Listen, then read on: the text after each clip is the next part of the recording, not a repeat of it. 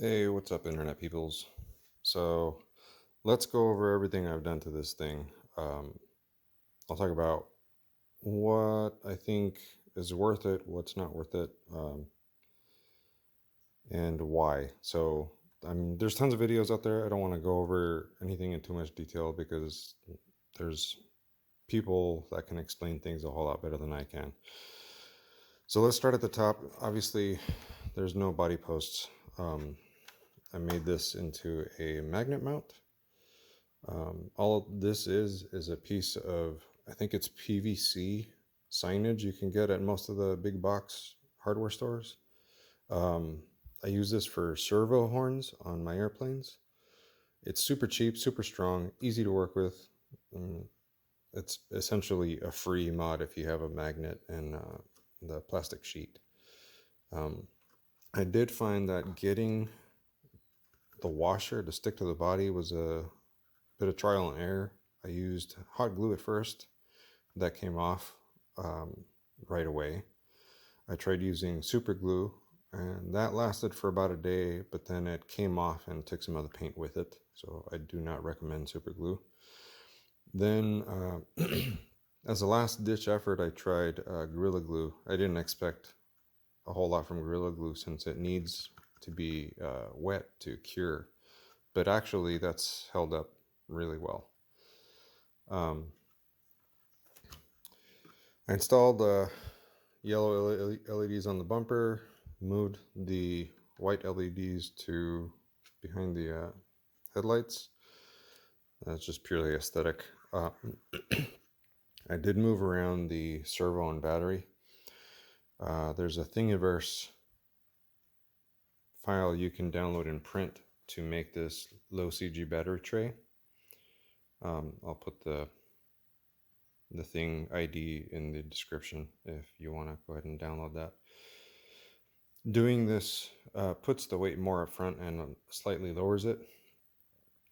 I didn't find that this had too much of an effect. This was the first thing I did before paying for anything. I moved the shock mounts from the top mount to the frame, and that probably had the best effect overall because of the rubbing. So the wheel would rub pretty badly doing basic crawling, like not even crazy articulation or anything. Moving it up definitely helped. It's only, I mean, probably a little less than a centimeter that it moves it over. It also tilts the shock a little bit further back so you get slightly better articulation. So as a result of that, the bumper sat too low, so there was a pretty large gap between the body and the bumper, and there's no nothing that I found that there's no what am I trying to say? There's no aftermarket parts or 3D printed parts that I found that moved the bumper up, so I had to design my own. This is my own design. It's a zero offset bumper bracket. It's available on Thingiverse. I'll also put a link in the description for that. I also sell these on eBay if you don't have access to a 3D printer. $6, free shipping. I'm also open to helping anybody out. If you have parts you want to print and don't have access to a 3D printer, just reach out to me and I'll see what I can do. So that's it for the free mods. And I think moving the body up is probably the best thing. I did switch out the servo, not because I thought the original servo was bad, but I needed, since I moved the ESC, I needed a longer lead, and I just happened to have this servo which fit perfectly. So instead of soldering in a new wire, I just swapped out the servo. It is a little bit underpowered, truth be told, in certain situations. It doesn't have enough to turn the wheels if there's any force against it. But I found that it's, for the way I drive and play with it, it's more than adequate. let's see, the wheels and tires are probably the best upgrade. These are the I forget the brand, RC four-wheel drive, the Wranglers. I haven't tried any other wheels other than the stock ones. These are way softer. I found that they grip a lot more. So I think any RC four-wheel drive tires are probably going to outperform the stock ones. These wheels are the Injora, I believe. They're aluminum.